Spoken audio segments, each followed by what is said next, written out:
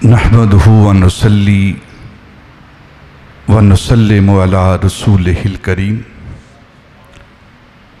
अम्मा बाद फ़ाऊज़ु बिल्लाहि मिनश शैतानिर रजीम। बिस्मिल्लाहिर रहमानिर रहीम। क़ाल अल्लाहु तआला फ़ी कलामिहिल मजीद अल बुरहानिर रशीद वल फुरक़ानिल हमीद। लक़द रज़ियल्लाहु अनिल मुअमिनीना इज़ युबायिऊनका तहत शजरा फ़अलिमा मा फ़ी क़ुलूबिहिम व अंज़ल सकीनता अलैहिम व असाबहुम फ़तहन क़रीबा। सदक़ल्लाहु मौलानल अज़ीम व सदक़ रसूलुहुन नबियुल करीम व नहनु अला ज़ालिका मिनश शाहिदीन व शाकिरीन वल्हम्दुलिल्लाहि रब्बिल आलमीन। वक़ाल अल्लाहु तआला फ़ी मक़ामिन आख़र इन्नल्लाहा व मलाइकतहु युसल्लूना अलन नबी या अय्युहल्लज़ीना आमनू सल्लू अलैहि व सल्लिमू तस्लीमा। अस्सलातु वस्सलामु अलैका या सय्यदी या रसूल अल्लाह व अला आलिका व सहाबिका या शफी अल मुज़निबीन। इंतहाई मुअज़्ज़ज़ व मोहतरम सामईन, अरबाब अहले सुन्नत, अदब खुर्दगान निगाह मोहब्बत, कुरान मजीद बुरहान रशीद से सूरह फ़तहा की एक आयत मुबारका आपके सामने तिलावत की गई है। माह ज़ीक़ात इस्लामी साल का 11वां महीना है और ये वो महीना है जिसका शुमार हुर्मत वाले महीनों में होता है और जिसका शुमार हज के महीनों में होता है। ये हज का महीना है। 3 हज के महीने हैं, शवाल, ज़ीक़ात और ज़ीउल हज। हज तो ज़ीउल हज में होता है, लेकिन क्योंकि उस महीने के साथ मुअल्लक़ हैं, जुड़े हुए हैं, तो अल्लाह रब्बुल इज़्ज़त ने इन महीनों को भी शान अता कर दी है।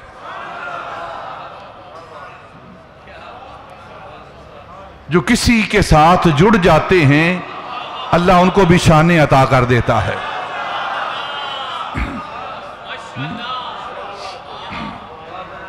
ये हज के महीने हैं, हुर्मत वाले महीने हैं।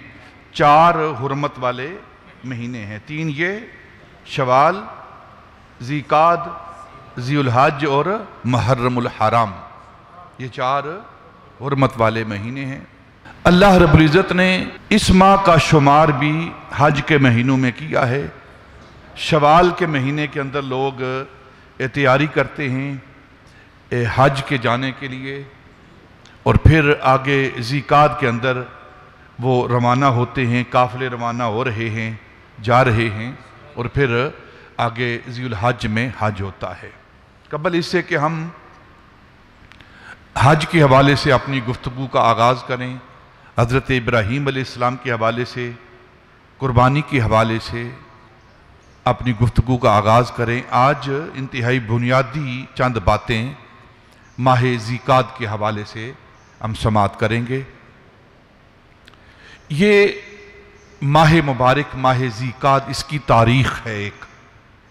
एक तो इस्लामी साल का ये 11वां महीना है और ये वो महीना है कि जिस माह मुबारक के अंदर अल्लाह रब्बुल इज़्ज़त ने ख़वातीन इस्लाम के लिए मस्तूरात जो इस्लाम पर यकीन रखती हैं, जो अपने आप को मुसलमान कहती हैं, जो अपने आप को मुसलमान मानती हैं, अल्लाह रब्बुल इज़्ज़त ने उन ख़वातीन इस्लाम के लिए पर्दे के अहकाम नाज़िल किए हैं। यहां बात बिल्कुल वाज़ेह है, ये जो पर्दे के अहकाम हैं ये मुसलमान ख़वातीन के लिए हैं। अगर अपने आप को हम मुसलमान समझते हैं, अपने आप को मुसलमान कहते हैं, तो फिर इस्लाम की तालीमात के मुताबिक हमें अपनी ज़िंदगी को गुजारना चाहिए और उसके ताबे रखना चाहिए। दूसरा जो अहकाम नाज़िल हुए हैं, सूरह अहज़ाब अगर पढ़ें तो सूरह अहज़ाब के अंदर तफसील के साथ ये पर्दे के अहकाम मौजूद हैं। दूसरा हुक्म जो इस माह के अंदर अल्लाह रब्बुल इज़्ज़त की तरफ से अहले इस्लाम पर, मुसलमानों पर लागू हुआ है, वो है हदूद ज़िना का हुक्म। जो ज़िना की हदें होती हैं, उन हदों का जिक्र अल्लाह रब्बुल इज़्ज़त ने इस महीने के अंदर, इस माह के अंदर ये लागू किया है, हद लागू की है। एक होती है हद और एक होती है ताज़ीर। हदूद व ताज़ीरात ये इस्लाम की सजाएं हैं, इस्लाम के कवानीन हैं।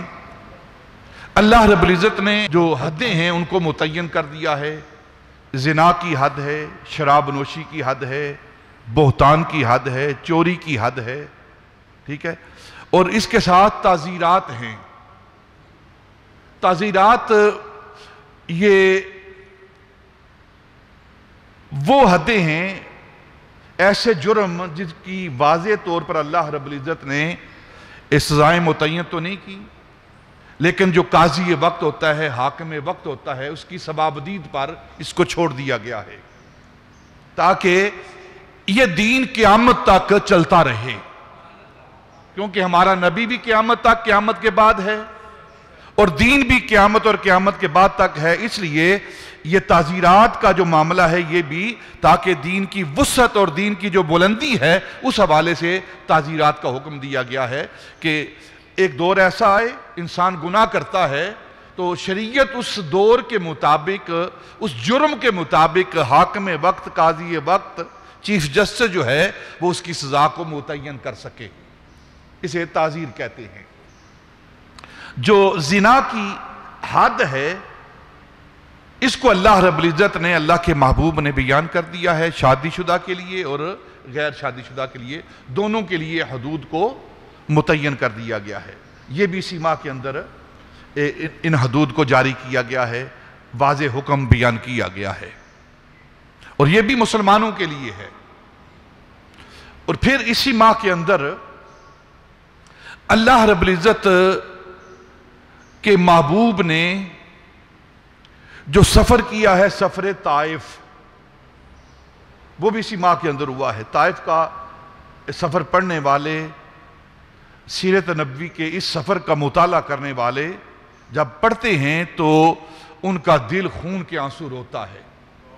ताइफ के लोगों ने नबी पाक सल्लल्लाहु अलैहि वसल्लम के साथ क्या जुल्म और सितम किया है। जुल्म और सितम की भी इंतहा है और हमारे आका मौला ताजदार मदीना के सब्र की भी इंतहा है। ये ताइफ का वो सफर है, जुल्म और सितम की भी इंतहा और सब्र की भी इंतहा है। जुल्म और सितम कैसा है, उस ताइफ के ओबाश नौजवान लड़के वो नबी पाक सल्लल्लाहु अलैहि वसल्लम के जिस्म नाज़नीन पर, जिस्म नाजुक पर, वो जिस्म पाक जिस जिस्म की अल्लाह रब्बुल इज़्ज़त कसमें उठाता है, उस जिस्म पाक पर इतने पत्थर बरसाए, इतने पत्थर मारे, और फिर सिर्फ पत्थरों पर ही इक्तिफा नहीं किया बल्कि ज़बानों से पागल और मजनून के तीर भी चलाए। और तारीख कहती है, सीरत की किताबें कहती हैं कि जब जोर का वक्त हुआ ना, इतने पत्थर खाए जिसमें पाक पर के खून जिस्म से बहता रहा اور آپ کے نالین مبارک کے اندر جمع ہوتا رہا، اور جب آپ نالین مبارک اتارنے لگے تو وہ خون کے جمے ہوئے لوتھڑوں کی وجہ سے وہ نالین اتر نہیں رہے تھے۔ اتنا انہوں نے ظلم کیا ہے۔ یہ طائف کا سفر ہے، طائف کا واقعہ ہے، تاریخ کے اندر پڑھیں، سیرت کے اندر پڑھیں۔ اور جب یہ ظلم ہوا تو قربان جائیں نبی پاک صلی اللہ علیہ وسلم کے حوصلے پر، آپ کے صبر پر، وہ فرشتے وہ نبی پاک کی بارگاہ میں حاضر ہوئے، عرض کی یا رسول اللہ آپ ہمیں حکم دیجئے، ان لوگوں نے جو آپ پر ظلم و ستم کیا ہے ہم 2 پہاڑوں کے اندر رکھ کر انہیں پیس کر رکھ دیں، آپ ہمیں حکم دیجئے زمین کو کھول دیں اور زمین کے اندر انہیں نیست و نابود کر دیں۔ نبی پاک صلی اللہ علیہ وسلم جو صبر کا پیکر ہیں، صبر کا پہاڑ ہیں، آپ نے فرمایا فرشتو تم اپنے صبر کا دامن چھوڑ رہے ہو، میں اللہ کا رسول ہوں، میں صبر کا دامن نہیں چھوڑ سکتا، میں انہیں معاف کرتا ہوں، اور مجھے امید ہے آج یہ مجھے پہچان نہیں رہے، مجھے جانتے نہیں ہیں، ان کی آنکھیں بند ہیں، ان کے دماغ بند ہیں، ایک وقت آئے گا ان کی اولادوں میں سے ہی دین کو قبول کریں گے۔ یہ وہ سفر طائف ہے جو بندہ مومن جس کے سینے کے اندر نبی پاک صلی اللہ علیہ وسلم کی محبت کا چراغ جلتا ہے، وہ اس واقعہ کو پڑھ کر خون کے آنسو روتا ہے۔ یہ ذیقعد وہ مہینہ ہے جس مہینے کے اندر غزوہ خندق، جسے غزوہ احزاب کہتے ہیں، رونما ہوا ہے۔ غزوہ خندق، احزاب، یہ کیسا غزوہ ہے؟ نبی پاک صلی اللہ علیہ وسلم اس سے پہلے غزوہ بدر ہو چکا ہے، غزوہ احد ہو چکا ہے، اور یہ 5 ہجری کے اندر یہ غزوہ خندق ہوا ہے۔ اور اسلام کی ہسٹری میں، عرب کی ہسٹری میں ایسا غزوہ کبھی نہیں ہوا۔ خندق کھودی گئی، اور پھر جو پہلی 2 جنگیں ہوئی تھیں احد اور بدر، احد کے اندر جو مسلمانوں کو نقصان پہنچا تھا، جو آپ نے گزشتہ خطبات جمعہ میں سماعت کیے ہیں، پھر مسلمانوں نے گن گن کر کسریں نکالی ہیں کافروں پر اپنی غزوہ خندق کے اندر، اور پھر وہ اس طرح بھاگے ہیں دم دما کر بھاگے ہیں۔ پھر میرے آقا تاجدار مدینہ صلی اللہ علیہ وسلم نے اعلان فرمایا کہ میرے صحابہ ایمان والو، اس غزوے کے بعد جو آپ نے جرأت و بہادری کا مظاہرہ کیا ہے، صبر و استقامت کا مظاہرہ کیا ہے، میں محمد اعلان کرتا ہوں ان کافروں کو جرأت نہیں ہوگی کہ یہ تمہارے سامنے کھڑے ہو کر تم سے جنگ کریں، ان کافروں کو جرأت نہیں ہوگی۔ آج کے بعد جنگ کا پیٹرن جو ہے، جنگ کا انداز جو ہے وہ بدل چکا ہے۔ آج کے بعد یہ سامنے آ کر جنگ نہیں کریں گے، بلکہ جنگ کا جو انداز ہے، جنگ کا جو طریقہ کار ہے وہ بدل چکا ہے۔ اب یہ تیر و تفنگ کے ساتھ، تلوار کے ساتھ، شمشیر کے ساتھ، نیزے کے ساتھ آپ کے سامنے کھڑے ہو کر جنگ نہیں کریں گے، اب یہ پراپوگنڈا کریں گے، میڈیا وار ہوگی، جسے لیٹسٹ زبان میں آپ کہیں میڈیا وار ہوگی، ہمارے کریکٹر پر وار کیا جائے گا، لوگوں کے ذہنوں سے اسلام کی محبت کو نکالا جائے گا، طرح طرح کی الزامات لگائے جائیں گے، طرح طرح کے پراپیگنڈے کیے جائیں گے، اشعار کے ساتھ، زبانوں کے ساتھ اب جنگ ہوگی۔ تو کون ہے تم میں جو ان کا جواب دے؟ تو پھر صحابہ کھڑے ہوئے ہیں، وہ صحابہ 18 صحابہ جو کھڑے ہوئے ہیں نبی پاک کی بارگاہ میں، یا رسول اللہ اگر وہ ایک شعر کہیں گے تو ان کے مقابلے میں ہم پورا دیوان کہیں گے۔ ان میں حسان بن ثابت ہیں اور دوسرے صحابہ رضوان اللہ تعالی علیہ اجمعین ہیں۔ ان کافروں نے جب بھی نبی پاک صلی اللہ علیہ وسلم کی حجب کی ہے، نبی پاک صلی اللہ علیہ وسلم کی ذات کے بارے کوئی حملہ کیا ہے، تو ادھر سے حسان بن ثابت کھڑے ہوئے ہیں اور نبی پاک صلی اللہ علیہ وسلم کی عزت و ناموس کا دفاع کیا ہے۔ وَأَحْسَنُ مِنْكَ لَمْ تَرَ قَطُّ عَيْنِي وَأَجْمَلُ مِنْكَ لَمْ تَلِدِ النِّسَاءُ خُلِقْتَ مُبَرَّئًا مِنْ كُلِّ عَيْبٍ كَأَنَّكَ قَدْ خُلِقْتَ كَمَا تَشَاءُ۔ یہ وہ حضرت حسان بن ثابت اور دوسرے اصحاب ہیں، اصحاب رسول ہیں، جو اب اپنی شاعری سے، اپنی فصیح لسانی کی وجہ سے ان کافروں کا جواب دے رہے۔ اور اسی ماہ کے اندر یہ غزوہ خندق کے رونما ہونے کے بعد ایک اور بہت بڑی صلح، بہت بڑا غزوہ جسے غزوے کے اندر شمار کیا جاتا ہے، جس طرح فتح مکہ کو غزوے کے اندر شمار کیا جاتا ہے نا، حالانکہ فتح مکہ کے اندر کوئی خون نہیں بہا، کوئی تلوار نہیں چلی، لیکن اسے بھی مغازی کے جو علماء ہیں انہوں نے غزوہ جو فتح مکہ ہے اس کو غزوے کے اندر شمار کیا ہے، اسی طرح جو صلح حدیبیہ ہے اس کو بھی غزوے کے اندر شمار کیا ہے۔ اور اسی غزوے کے بعد واپسی پر حضرت میمونہ ام المؤمنین رضی اللہ تعالی عنہ کے ساتھ نبی پاک صلی اللہ علیہ وسلم نے نکاح فرمایا ہے۔ یہ چھوٹی سی تاریخ تھی اس کی، اور اس غزوے کے بعد یعنی صلح حدیبیہ کے بعد جب نبی پاک واپس تشریف لائے، جس غزوے کو، جس صلح حدیبیہ کو اللہ رب العزت نے فتح مبین کہا ہے، اور اس کا شمار بھی، اس آیت کا شمار بھی سورہ فتح کے اندر کیا ہے، اِنَّا فَتَحْنَا لَكَ فَتْحًا مُبِينًا۔ یہ کھلا اعلان اللہ رب العزت نے اس غزوہ صلح حدیبیہ کو فتح مبین کہہ کر پکارا ہے، وَأَصَابَهُمْ فَتْحًا مُبِينًا کہہ کر اللہ رب العزت نے اسی آیت کے اندر سورہ فتح کے اندر اللہ رب العزت نے بیان کیا ہے۔ اور یہ وہ مہینہ ہے جب نبی پاک صلی اللہ علیہ وسلم غزوہ صلح حدیبیہ کی بات کرنے سے پہلے ایک دو ضروری باتیں آپ سماعت فرما لیں۔ یہ جو صلح حدیبیہ ہوئی ہے، حدیبیہ کے مقام پر جمع ہو کر مسلمانوں اور کفار مکہ کے درمیان جو صلح ہوئی ہے، جو آپس میں بات چیت ہوئی ہے، اس پر بات کرنے سے پہلے یہ ایسی صلح ہے بظاہر جو تاریخ لکھنے والے ہیں، جو پڑھنے والے ہیں، اور خود صحابہ رضوان اللہ تعالی علی مجمعین وہ بھی اٹھ کر کفار کے سامنے کھڑے ہو رہے ہیں، یا رسول اللہ ہم کوئی کمزور ہیں، ہم کوئی بزدل ہیں جو اس طرح کی صلح ہم ان کے ساتھ کریں؟ تو نبی پاک نے فرمایا تم بیٹھ جاؤ، جو اللہ کا رسول جانتا ہے تم نہیں جانتے، تم نہیں جانتے۔ جو صلح ہو رہی ہے، جو باتیں لکھی جا رہی ہیں، کل دیکھنا پھر کیا ہوگا۔ یہ صلح حدیبیہ ہی تھی جس کے بعد پھر اسلام کے لیے، مسلمانوں کے لیے سارے رستے کھل گئے، اور فتح مکہ بھی اسی کا نتیجہ تھی۔ جب نبی پاک صلی اللہ علیہ وسلم واپس تشریف لائے نا، 6 ہجری ذیقعد کے مہینے صلح حدیبیہ کر کے جب واپس تشریف لائے نا، تو سب سے پہلے جو نبی پاک صلی اللہ علیہ وسلم نے کام کیا ہے، اب کافروں کے درمیان اور مسلمانوں کے درمیان ایک معاہدہ طے پا گیا تھا، اور اس معاہدے کے بعد مسلمان اب کھلے دل کے ساتھ، آزادی کے ساتھ اسلام کی تبلیغ کرنے لگے۔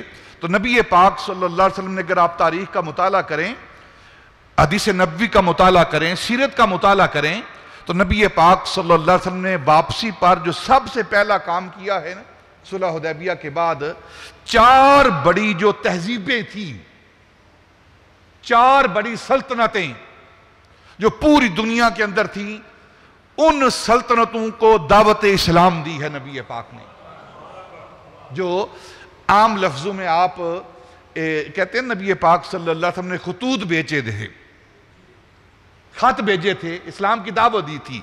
سب سے بڑی تہذیب کسرا ایران، کسرا کی تہذیب، ان کی طرف نبی پاک صلی اللہ علیہ وسلم نے دعوت کا، اسلام کی دعوت کا پیغام بھیجا۔ پھر کیسر روم کی طرف، کیسر روم کی طرف، پھر حبشے کے نجاشی کی طرف، پھر مصر کے بادشاہ کی طرف، مقوقس کی طرف نبی پاک صلی اللہ علیہ وسلم نے یہ 4 اپنے سفیر بھیجے۔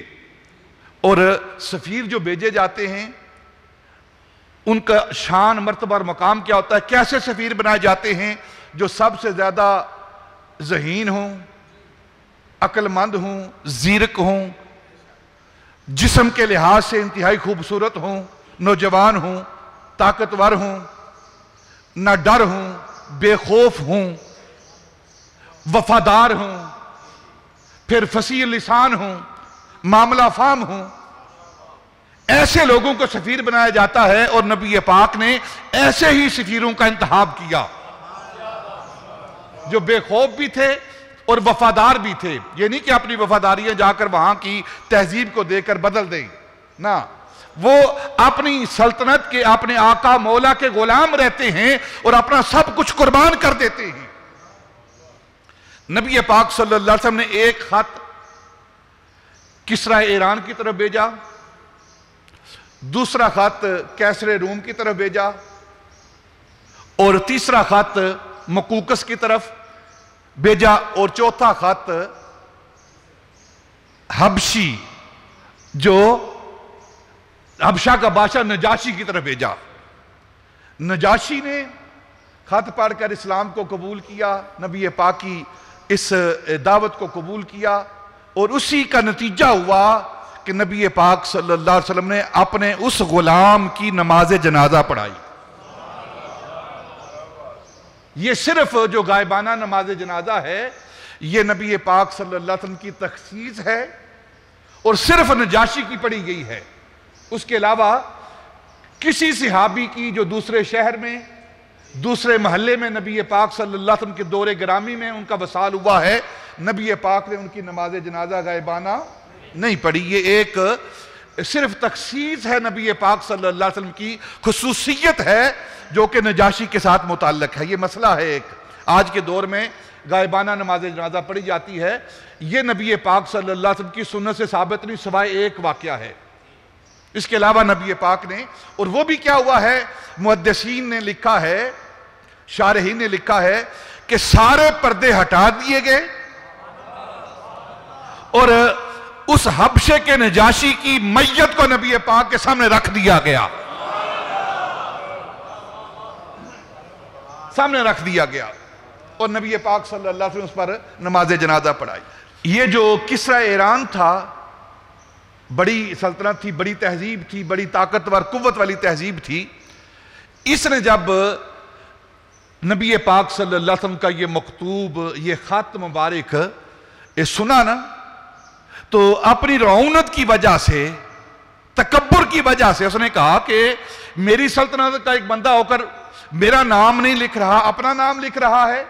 आपने लिखा ना मिन मोहम्मद रसूलुल्लाह, तो उसने कहा मेरा तो नाम ही नहीं लिखा उसने, पहले अपना नाम लिख रहा है।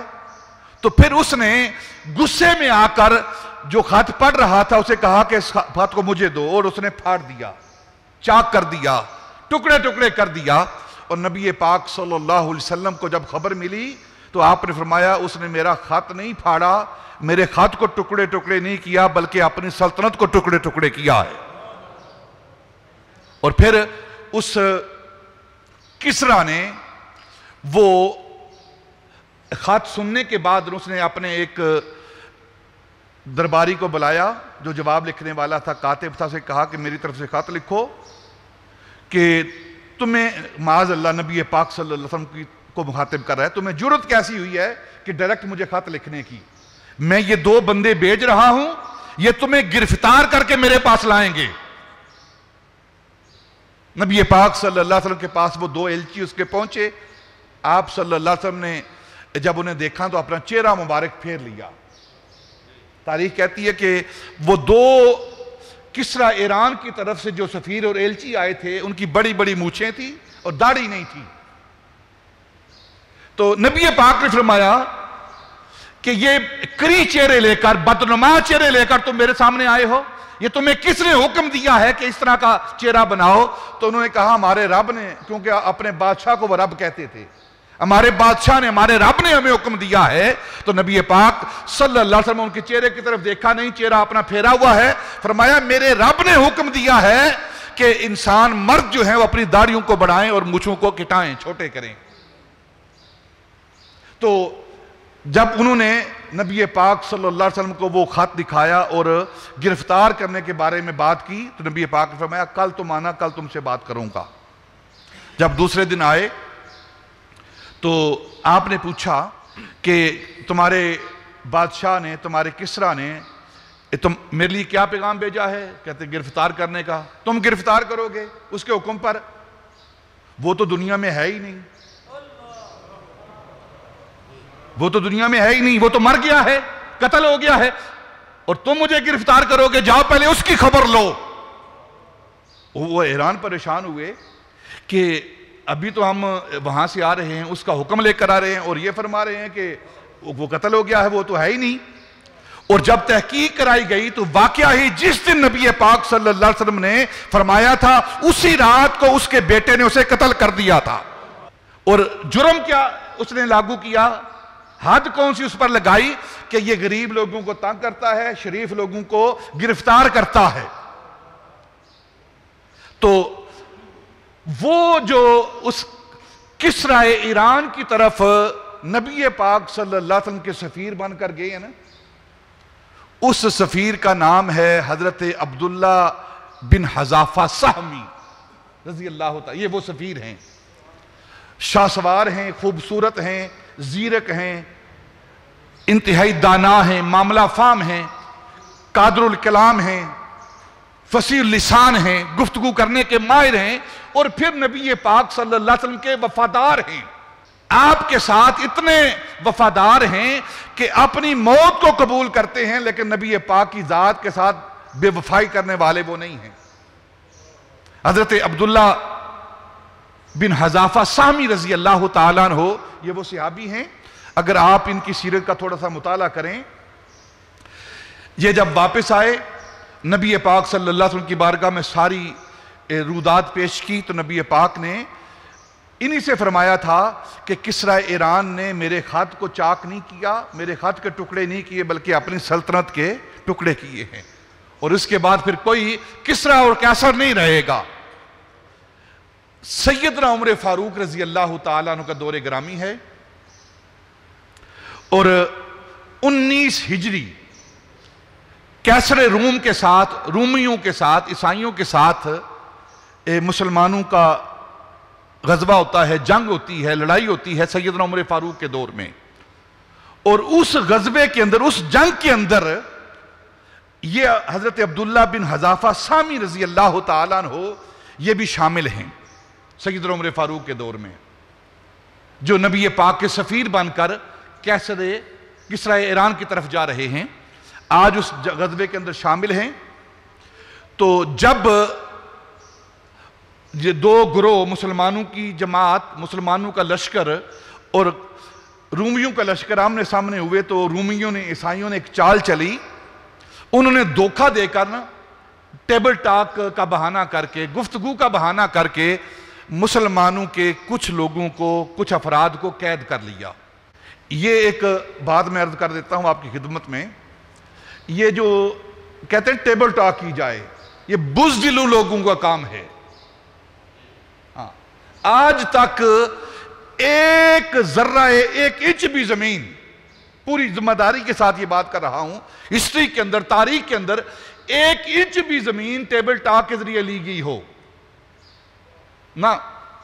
مسلمانوں کو جو بھی زمین ملی ہے وہ جہاد کی وجہ سے ملی ہے۔ اس کی ایک چھوٹی سی مثال، درجنوں مثالیں پیش کر سکتا ہوں، لیکن ایک چھوٹی سی مثال کشمیر کی دے دیتا ہوں میں۔ کشمیر کے دو حصے ہیں، ایک آکوپائیڈ کشمیر اور ایک آزاد کشمیر، ایک مقبوضہ کشمیر اور ایک آزاد کشمیر۔ یہ ایک ہی کشمیر ہے نا۔ یہ جو آزاد کشمیر ہے، جو آپ کے پاس ہے، مسلمانوں کے پاس ہے، یہ آپ کو کیسے ملا ہے؟ اور جو مقبوضہ کشمیر ہے، جو ہندوؤں کے پاس ہے، ان کے پاس کیوں رہ گیا ہے؟ اس کی تاریخ پڑھیں آپ۔ ہر بندہ اٹھ کے جی ٹیبل ٹاک کریں، ٹیبل ٹاک کریں۔ اور اگر آپ اپنی ہسٹری کو پڑھیں گے، اپنی تاریخ کو پڑھیں گے، آپ نے میدان کے اندر جیتی ہوئی جنگیں ٹیبل پر جا کر ہار دی ہیں آپ نے۔ یہ آپ کی ہسٹری ہے۔ مسلمان ہمیشہ میدان جہاد میں رہتا ہے اور تلوار کے زور پر، جذبہ ایمانی کے زور پر وہ فتح حاصل کرتا ہے۔ یہ بزدل لوگوں کا کام ہے جی ٹیبل ٹاک کریں۔ یہ ٹیبل ٹاک جو ہے وہ یہی حل ہے، گفتگو ہی حل ہے، نہیں، گفتگو کوئی حل نہیں ہے۔ اس کی چھوٹی سی مثال آپ پڑھ لیں، جا کر گھروں کے اندر جا کر تاریخ کو کھولیں، نیٹ کو کھولیں، تاریخ کی کتابیں کھولیں. یہ جو آزاد کشمیر ہے یہ تلوار سے، فوج سے آپ کو ملا ہے، جہاد ہوا ہے، جہادی وہاں داخل ہوئے ہیں اور یہ حصہ حاصل کر لیا ہے. جب دوسرے حصے پر بھی قبضہ کرنے لگے تھے تو یہ ہندو جو مکار ہے، ہمیشہ جو کافر ہوتا ہے مکار ہوتا ہے، اس نے یہ مکاری کی اور جو ورلڈ عدالت ہے اس کے سامنے جا کر کھڑے ہو گئے کہ ہم ٹاک کرنا چاہتے ہیں، بات کرنا چاہتے ہیں، ٹیبل ٹاک کرنا چاہتے ہیں، سلجھانا چاہتے ہیں اور اس جنگ کو روکا جائے. اور مسلمان ان کی باتوں میں آ گئے اور اس کشمیر کو چھوڑ دیا اور باقی کشمیر حاصل کر لیا. اگر اس وقت یہ کام کیا جاتا کہ وہ کشمیر بھی لے لیا جاتا اور پھر اس کے بعد کہا جاتا کہ ہاں بات کرتے ہیں، جب قبضہ ہمارا ہوتا تو پھر بات بنتی تھی. آج 70 72 73 سال ہو گئے ہیں. یہ جو کافر ہیں یہ ایک ہی ملت ہے، ایک دوسرے کے دوست ہیں، ہمارے دوست نہیں. یہ 72 73 سال گزر گئے ہیں، آج تک یہ مسئلہ حل نہیں ہوا.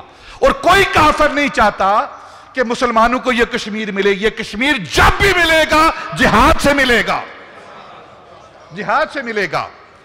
آپ بولے نہ بنیں ان پر، آپ یقین نہ کریں ان کافروں پر. یہ ہمیشہ آپ کو دھوکہ دیتے ہیں، ان کی تاریخ دھوکہ دینا ہے، ان کی ہسٹری ہے دھوکہ دینا. لیکن ہم مسلمان کتنے سادہ ہیں کہ ان کی باتوں میں آ جاتے ہیں اور جیتی ہوئی جنگیں ہار جاتے ہیں. میر کتنے سادہ ہیں، بیمار ہوئے جس کے سبب. میر کتنے سادہ ہیں، بیمار ہوئے جس کے سبب اسی عطار کے لونڈے سے دوا لیتے ہیں. یہ عیار لوگ ہیں، ہندو بنیا مکار اور عیار ہے.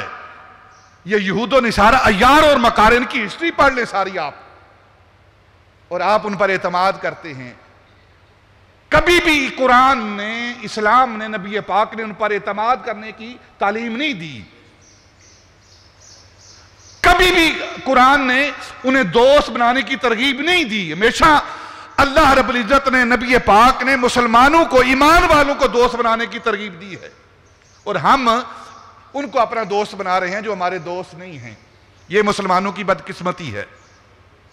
تو حضرت عمر فاروق رضی اللہ تعالیٰ عنہ کے دور میں ان عیسائیوں کے ساتھ، ان رومیوں کے ساتھ جو معاملہ ہوا، عین آمنے سامنے دونوں لشکر ہیں، تو انہوں نے ٹیبل ٹاک کے حوالے سے، گفتگو کے حوالے سے چند مسلمانوں کو ساتھ لے گئے اور انہیں اغوا کر لیا، انہیں محبوس کر دیا اور وہ اپنے بادشاہ کے سامنے پیش کیا.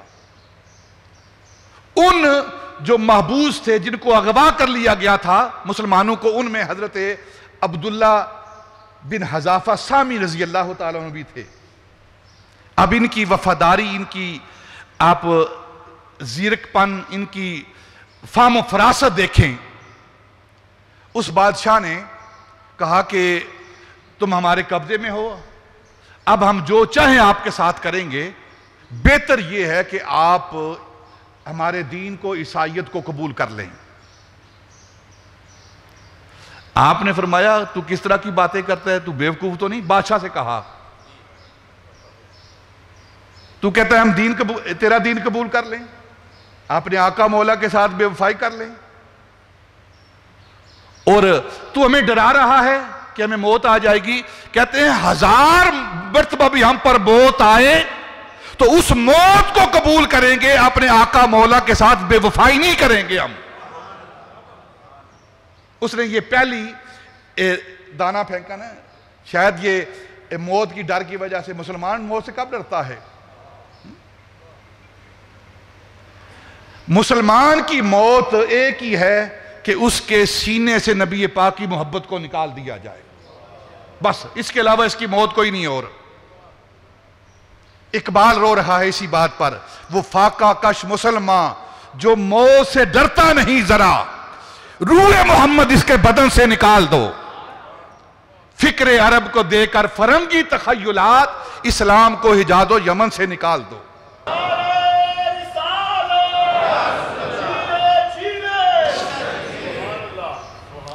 یہ مسلمان موت سے ڈرنے والے کب ہوئے ہیں؟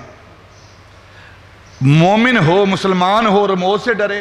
یہ تو ہو ہی نہیں سکتا نا، یہ تو ہو ہی نہیں سکتا۔ انہوں نے کہا موت سے ڈراتا ہے، موت کو تو ہم پسند کرتے ہیں، موت تو ہماری عادت ہے اور شہادت ہماری شرافت ہے۔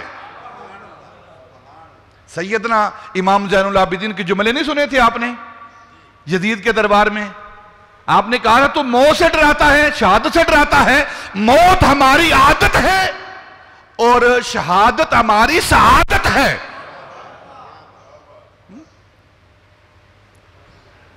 اس نے پھر دوسری بات کی، اچھا چلو یہ بات نہیں تو پھر ایسے کرتے ہیں، آپ کو اپنی سلطنت کے اندر شراکت دار بناتے ہیں، آپ کو سلطنت عطا کرتے ہیں، بادشاہی عطا کرتے ہیں کسی خطے کی، آپ اپنا دین چھوڑ دو، عیسائیت قبول کر لو۔ تو آپ نے حضرت عبداللہ بن حذافہ سامی رضی اللہ تعالیٰ عنہ آپ نے فرمایا کہ اگر تو سارے عرب کی ساری دنیا کی دولت لا کرنا ہمارے قدموں میں رکھ دینا تو ہم ساری دنیا کی دولت کو ٹھوکر ماریں گے اور اپنے آقا مولا کے قدموں پر بوسہ دیں گے۔ سبحان اللہ، یہ ہے ایمان، یہ وہ صحابہ ہیں رضوان اللہ تعالی علیہم اجمعین۔ اس نے کہا اچھا یہ بات ہے، اگر دنیا کی دولت بھی بادشاہ بھی قبول نہیں کرتے، موت سے بھی نہیں ڈرتے، پھر موت کے لیے تیار ہو جاؤ، تیار ہو جاؤ موت کے لیے۔ اس نے کہا سولی لٹکائی جائے، نصب کی جائے۔ آپ کو آپ کے 2-3 ساتھیوں کو سولی پہ لٹکایا گیا، اتنی دیر نیچے لٹکایا گیا کہ جو معکوس طریقہ ہوتا ہے نا، یعنی سر کو زمین کی طرف الٹا لٹکایا گیا، آنکھوں سے خون، منہ سے خون، ناک سے خون نکلنے لگا۔ جب اس حد تک پہنچے نا اور ساتھ ظلم کیا جا رہا ہے تو پھر اتار لیا گیا۔ کہا کہ اب کیا تمہاری ارادت، کیا نیت ہے؟ انہوں نے کہا جو مرضی کر تو، لیکن جو ہمارا عہد و پیمان اپنے آقا کے ساتھ ہو گیا ہے نا، جو جانیں ہم نے اپنے محبوب پر قربان کر دی ہیں، اب ہم اسے پھر نہیں سکتے۔ اس نے اچھا، اس نے کہا اپنے کرندوں سے کہا کہ 4-5 دیگیں لاؤ، آگ جلاؤ۔ آگ جلائی گئی، اس کے اوپر دیگیں رکھی گئی اور اس کے اندر تیل ڈالا گیا۔ جب تیل کھول رہا تھا نا تو ان میں سے جو اغوا کیے گئے تھے مسلمان، حضرت عبداللہ بن حذافہ سامی کے ساتھیوں میں سے ایک ساتھی کو اٹھا کر دیگ کے اندر پھینک دیا زندہ۔ جب زندہ پھینکا نا ان کے سامنے وہ جل کر بالکل خاک استر ہو گیا، بالکل جل گیا جب تیل کے اندر، تو پھر آپ کو آگے لے جایا گیا دیگ میں ڈالنے کے لیے۔ بادشاہ بیٹھا ہوا اپنی کرسی پر اور آپ کو پکڑ کر سپاہی دیگ کی طرف لے جا رہے ہیں تو آپ رونے لگے، آنکھوں سے آنسو بہنے لگے۔ تو وہ بڑے خوش ہوئے، بغلیں بلائیں کہ اب اسے اپنی جان کی پرواہ ہو گئی ہے، فکر ہو گئی ہے، اب یہ عیسائیت کو، اس مذہب کو قبول کر لے گا۔ تو وہ واپس نا اپنے بادشاہ کی طرف لے کے آئے کہ اس کو احساس ہو گیا ہے، اس کو موت کا احساس ہو گیا ہے، تو یہ رونے لگا ہے۔ جب بادشاہ کے سامنے پیش کیا نا، اچھا تجھے احساس ہو گیا ہے نا اس ظلم کا، اس موت کا، تمہیں پتہ چل گیا کتنی سخت ہے، اب تو رونے لگا ہے، دین کو قبول کرنے لگا ہے۔ تو فرمایا مجھے پوچھ تو صحیح کہ میں کیوں رو رہا ہوں، میرے رونے کا سبب کیا ہے؟ تو پوچھا ہاں بتا کیوں روتا ہے؟ موت کے ڈر سے روتا ہے؟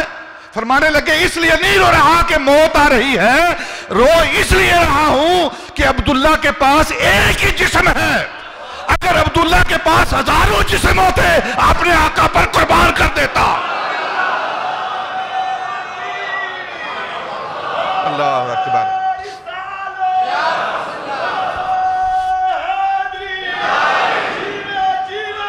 اللہ اکبر، اللہ اکبر۔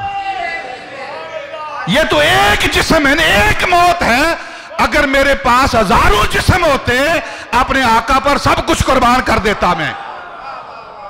اپنے جسم کی مجھے کوئی پرواہ اس لیے نہیں رو رہا، اپنے نصیبے پر رو رہا، میرے پاس ایک ہی جسم ہے۔ جب یہ بات سنی نا تو وہ پریشان، اچھا ایسا کر ادھر قریب آ، ایک بار میرے سر پہ ہاتھ رکھ دے تجھے آزاد کر دوں گا۔ اب آپ نا معاملہ فہم تھے، سمجھنے لگے بات کہ اس نے ہار کر یہ آفر کی ہے، تو آپ نے فرمایا پھر اکیلے مجھے نہیں، اکیلے نہیں جاؤں گا میں، میرے جو ساتھی ہیں وہ بھی جائیں گے۔ مسلمان اپنے مسلمان بھائی کو اکیلے نہیں چھوڑتا۔ سیکھیں مسلمانی، مصیبت کے وقت مسلمان اپنے مسلمان بھائی کو اکیلے نہیں چھوڑتا، اپنے دوستوں کو مصیبت میں نہیں چھوڑتا۔ یہ مسلمانوں کی شان ہے، یہ مسلمانوں کا طریقہ ہے۔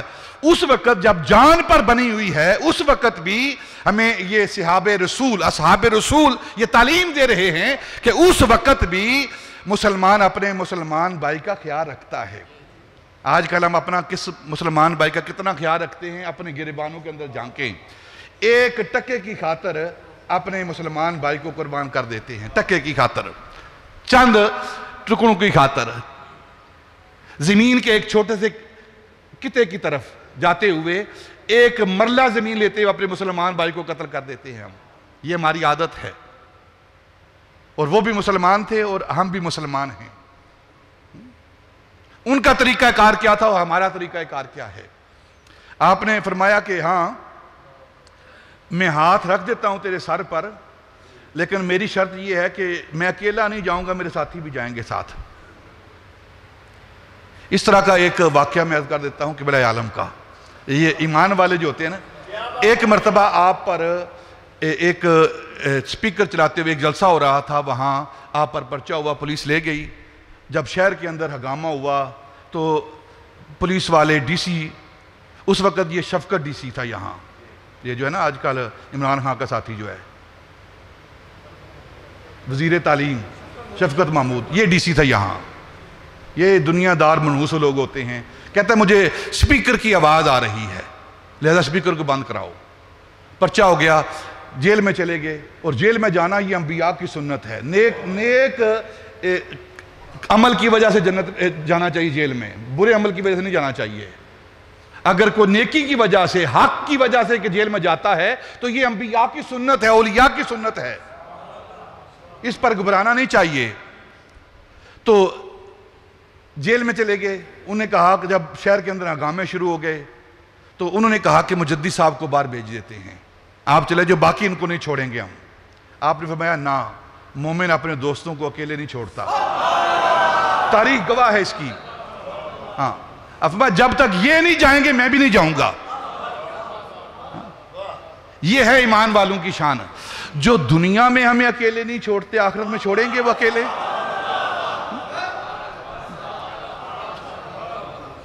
آپ نے فرمایا کہ نہیں، میں اکیلے نہیں جاؤں گا، میرے ساتھی بھی ساتھ جائیں گے، پھر جاؤں گا۔ اس نے کہا منظور ہے، ایک مرتبہ تو میرے سر پہ ہاتھ رکھ دے۔ آپ نے اس کے سر پر ہاتھ رکھا، اس رومی بادشاہ کے سر پر ہاتھ رکھا، سارے ساتھی آزاد ہو گئے، واپس مدینہ المنورہ آئے، ساری داستان سیدنا عمر فاروق رضی اللہ تعالیٰ عنہ کو بیان کی۔ تو کچھ صحابہ نا کہنے لگے دیکھو موت کی ڈر کی وجہ سے نا اس نے اس کے سر پر ہاتھ رکھ دیا ہے، موت کو قبول کر لیتے۔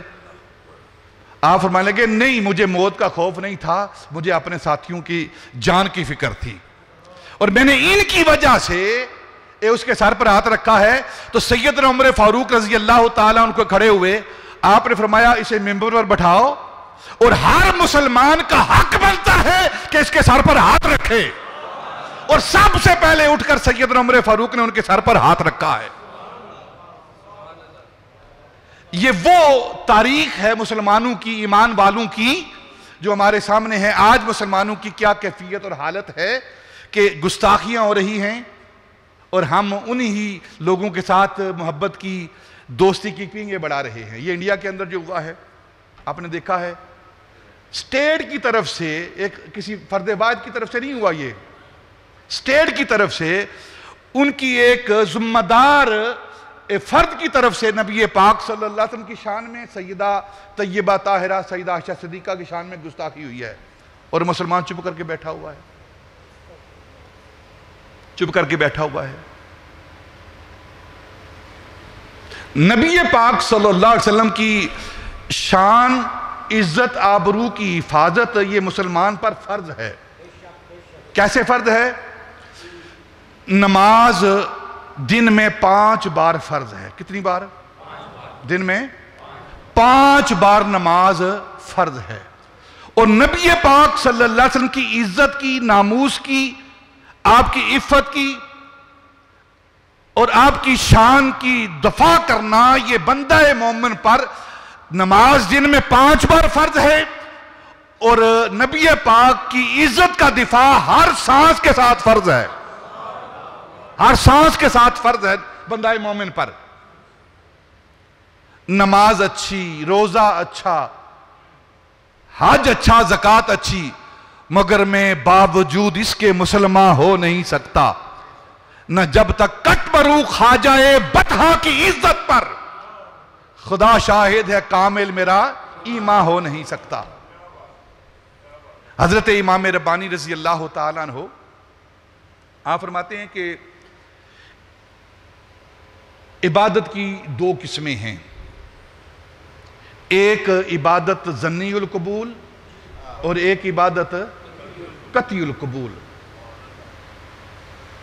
ظنی القبول اور قطعی القبول. ظنی القبول کا کیا معنی ہے کہ انسان اللہ رب العزت کی بارگاہ میں حسن ظن رکھتا ہے، اچھا گمان رکھتا ہے کہ وہ ہماری عبادتوں کو اپنی بارگاہ میں قبول فرمائے گا. ہماری عبادتیں اس قابل نہیں ہیں، ہماری عبادتیں اس قابل نہیں ہیں کہ وہ اللہ کی بارگاہ میں پیش کی جائیں. میں نے غالباً کوئی 2 ماہ پہلے میں نے ایک مثال دی تھی حضرت مولانا روم سے کہ ایک دیہاتی گاؤں کے رہنے والا وہ اپنے بادشاہ کی ملاقات کے لیے گیا تو اس نے سوچا کہ بادشاہ کے لیے تحفہ لے کر جاؤں. تو تحفہ کیا لے کر گیا؟ اس نے کبھی سوچتا ہے پھل لے کر جاؤں، کبھی سوچتا ہے فلاں چیز لے کر جاؤں، کبھی سوچتا ہے فلاں چیز لے کر جاؤں. تو کہتا ہے وہ تو بادشاہ ہے، اس کے بڑے محلات ہیں، بڑے باغ ہیں، پھل ہوں گے، سب کچھ ہوگا. تو آخر میں اس کے دل کے اندر خیال آیا کہ ہمارے گھر کے اندر ایک کنواں ہے جہاں سے تازہ پانی آتا ہے، یہ پانی لے لیتا ہوں. وہ اس کے پاس موجود نہیں ہوگا، بادشاہ کے پاس. تو اس نے اپنے گھر کے کنویں سے، اپنے سین کے کنویں سے پانی کا گھڑا بھرا، سر پہ رکھا اور چل دیا. چلتا رہا. دن گزرتے رہے، راتیں گزرتی رہیں، راستے کا گرد و غبار اس پہ پڑتا رہا، پانی باسی ہوتا رہا. بادشاہ کے پاس پہنچا تو گاؤں سے آیا ہوں، ملاقات کے لیے آیا ہوں اور تحفہ لایا ہوں. کارندوں نے بادشاہ کی بارگاہ میں پیش کیا کہ یہ بندہ آیا ہے ملاقات کے لیے، تحفہ لے کر آیا ہے. فرمایا لاؤ. بٹھایا، پوچھے، حال احوال پوچھا کیا تحفہ لے کر آئے ہو؟ کہنے لگا کہ یہ گھڑا لے کر آیا ہوں پانی کا. میں نے سوچا کہ آپ کے پاس یہ تازہ پانی نہیں ہوگا. دن گزرتے رہے، باسی ہو گیا تھا، گرد و غبار پڑ چکا تھا، لیکن وہ بھی تو بادشاہ تھا نا. اس نے دل نہیں توڑا. اپنے کرندوں سے کہا کہ اس پانی کو ہنڈیل دو اور اس گھڑے کو سونے جواہرات سے بھر دو. سونے جواہرات سے بھر دو. سونے جواہرات سے بھر دیا اور فرمایا کہ اسے سونے جواہرات اس کے پاس قیمتی ہے، اس کو اس کے گھر چھوڑ کے آؤ. انعام دیا بادشاہ نے. اور ساتھ اپنے ان وزراء سے، ان لوگوں سے کہا کہ جو ہمارے گھر کے محل کے قریب نہریں بہتی ہیں نا، تازہ پانی کی آبشاریں نکلتی ہیں، چشمے نکلتے ہیں، ان سے گزارتے ہوئے سے لے کر جاؤ تاکہ جو اس کا بولا پن ہے اس پر ظاہر ہو جائے کہ ہمارے پاس تو چشمے نکلتے ہیں تازہ پانی کے، نہریں بہ رہی ہیں ہمارے محل کے قریب، اور یہ سادہ ہے، دیہاتی ہے، یہ ہمارے یہ تحفہ لے کر آیا ہے. ہماری بارگاہ میں سب کچھ موجود ہے، ہمیں اس کے اس گھڑے کی ضرورت نہیں، لیکن ہماری اپنی بادشاہت کا تقاضا یہ ہے اس کو انعام دیا جائے. تو مولانا روم کہتے ہیں کہ ہم جو عبادتیں کرتے ہیں وہ بھی اس دیہاتی کے گھڑے کی مانند ہیں، بسیدہ ہیں، باسی ہیں، گرد و غبار والی ہیں، خیالات والی ہیں. وہ بادشاہ کی بارگاہ میں پیش کرنے کے قابل نہیں، لیکن بادشاہ کی شان یہ ہے کہ وہ باسی پانی کو، ہماری باسی عبادتوں کو، خیال زدہ عبادتوں کو قبول کر لیتا ہے اور اجر عطا کرتا ہے. ہم اس نے ظن رکھتے ہیں اللہ کی بارگاہ میں کہ وہ ہماری عبادتوں کو قبول فرماتے ہیں. ہماری عبادتیں اس قابل نہیں. دیکھیں جیسے نماز پڑھتے ہیں ہمیں پتہ ہے نماز کے اندر کتنے خیال آتے ہیں ہمیں، کہ نہیں آتے؟ اور جس قسم کے خیال آتے ہیں وہ بھی پتہ ہے ہمیں. ہمارے ایک ہمسائے ہمارے ایک ساتھی تھے، کہتے ہیں باقی کو نماز پڑھوں نہ پڑھوں عشاء کی نماز میں ضرور پڑھتا ہوں. میں نے پوچھا وہ کیا بات ہے؟ کہتے ہیں کہ وہ لمبی ہوتی ہے نا، 17 رکھتے ہیں اس کی، اور سارے دن کا حساب کر لیتا ہوں اس نماز میں. یہ ہماری نمازیں ہیں، لیکن وہ اللہ ہے نا، بادشاہ ہے نا، حاکم ہے نا، وہ قبول کر لیتا ہے. اس نے ظن ہے ہمیں کہ وہ ہماری باتوں کو اپنی بارگاہ میں قبول فرمائے گا. ایک ہے ظنی القبول، نماز، روزہ، حج، زکوٰۃ، صدقات، خیرات جو ہم سب کرتے ہیں، غرباء کی خدمت کرتے ہیں، اپنے بھائیوں کا خیال رکھتے ہیں، جو بھی باتیں کرتے ہیں وہ ساری کی ساری ظنی القبول ہیں.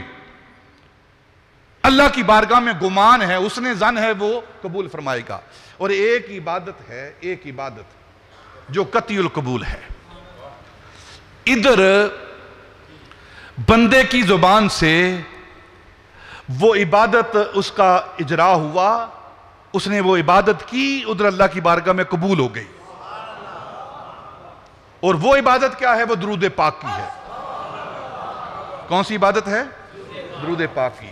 فقہاء نے لکھا ہے کہ شراب نوشی حرام ہے، ٹھیک ہے نا، شراب نوشی حرام ہے. اگر کوئی بدبخت شراب کی حالت میں بھی، شراب نوشی کی حالت میں بھی وہ نبی پاک کی ذات پر درود بھیجتا ہے تو وہ بھی قبول ہو جاتا ہے. شراب نوشی حرام ہے، حرام ہے، لیکن اس حالت میں بھی اگر کوئی بدبخت نبی پاک کی ذات پر درود بھیجتا، حالانکہ لا تقربوا الصلاۃ وانتم سکارا، نماز نہیں پڑھ سکتے آپ، لیکن اگر کوئی اس وقت بھی درود پڑھتا ہے نبی پاک کی ذات پر تو وہ بھی قبول کر لیا جاتا ہے. یہ قطعی القبول عبادت ہے. لیکن یہ قطعی القبول عبادت بھی ایک وقت آتا ہے اس کے منہ پر مار دیا جاتا ہے. حضرت امام ربانی فرماتے ہیں وہ وقت کون سا ہے کہ اگر کوئی شخص دن میں 1,00,000 بار درود پاک پڑھے، 1,00,000 بار درود پاک پڑھنے والا ہو، اور جب اس کے سامنے نبی پاک صلی اللہ علیہ وسلم کی توہین ہو، آپ کی شان کے اندر گستاخی ہو، اور وہ ٹھنڈے پیٹ کے ساتھ نبی پاک کی گستاخی کو سن لے،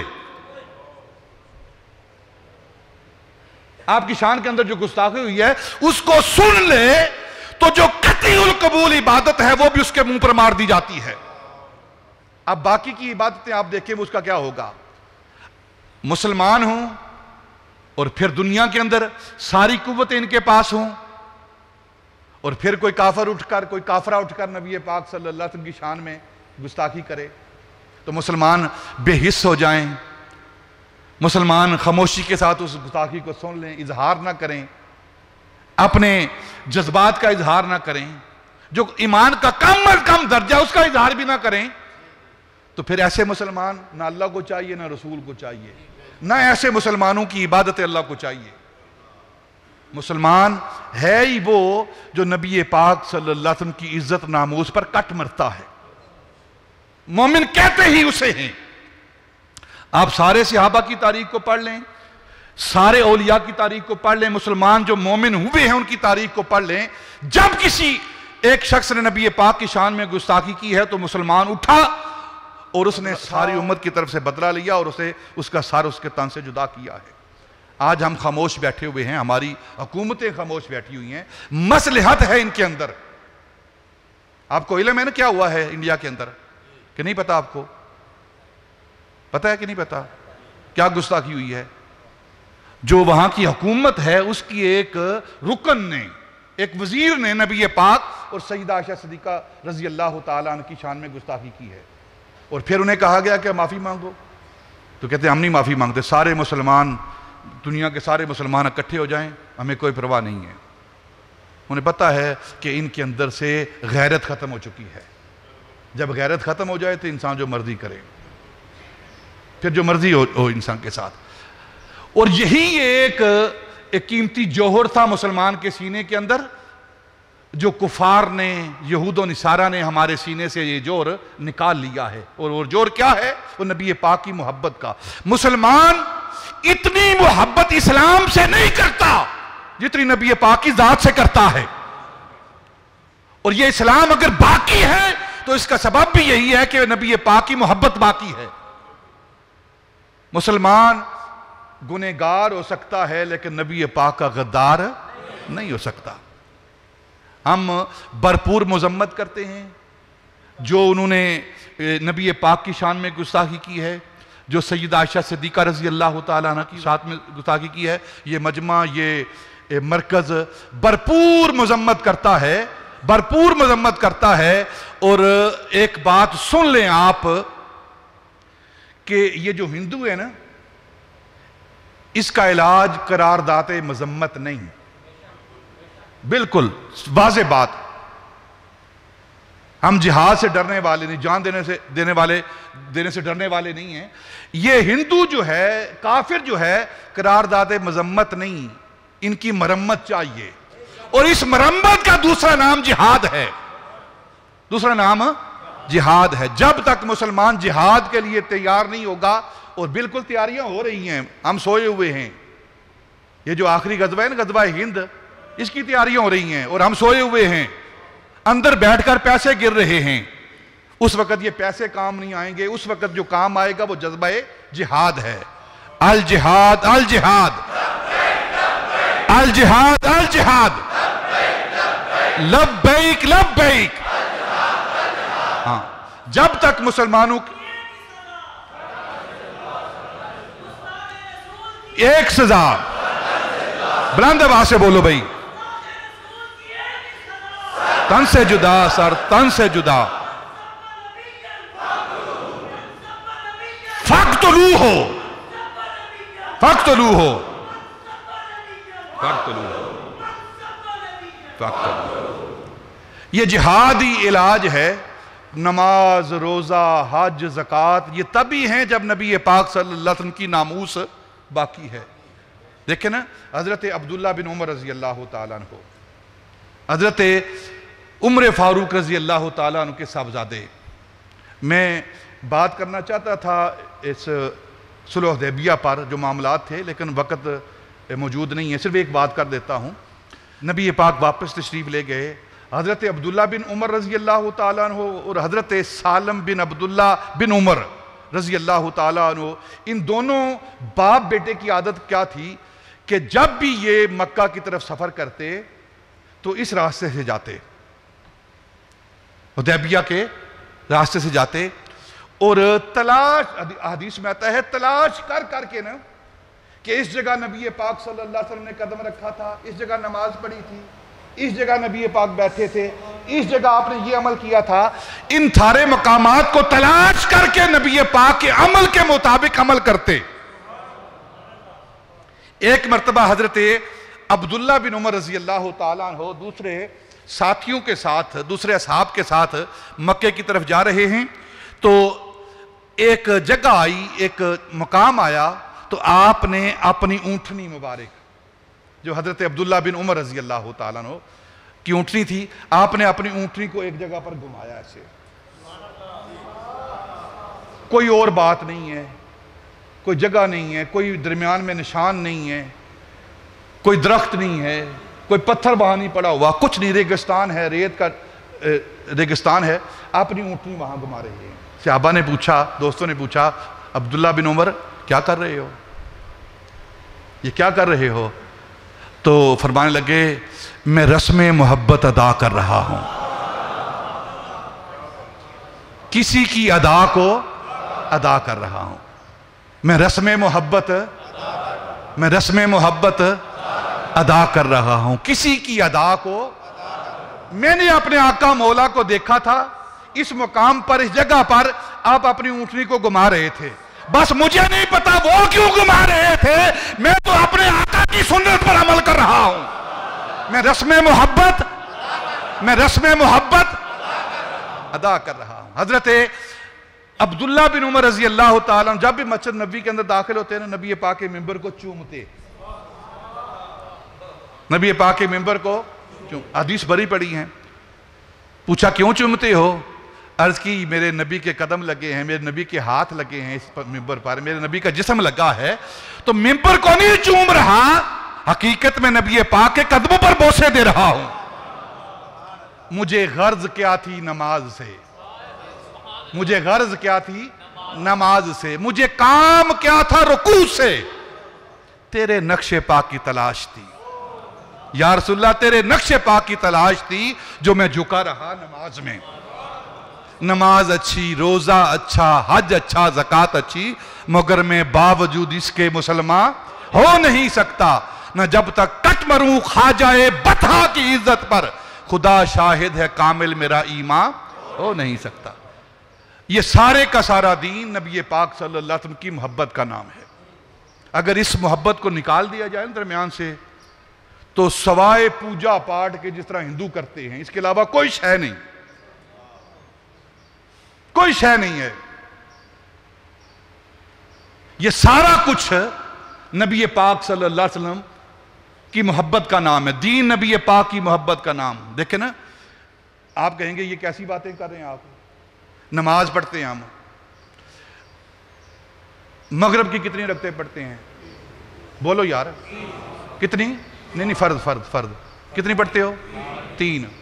4 کیوں نہیں پڑھتے؟ بولو 4 کیوں نہیں پڑھتے؟